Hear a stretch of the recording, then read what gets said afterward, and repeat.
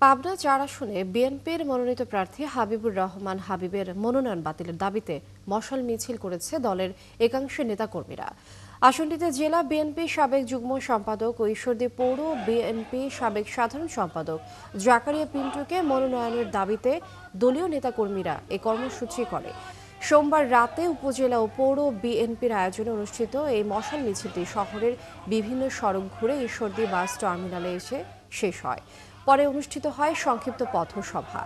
এই সময় বক্তারা অভিযোগ করেন, ত্যাগী ও জনপ্রিয় নেতাদের বাদ দিয়ে বিতর্কিত ব্যক্তিদের মনোনয়ন দেওয়া হয়েছে। তাই ধানের শীষের জয়ের জন্য হাবিবুর রহমান হাবিবের মনোনয়ন বাতিল করে জাকারিয়া পিন্টুকে মনোনীত করার দাবি জানান তারা।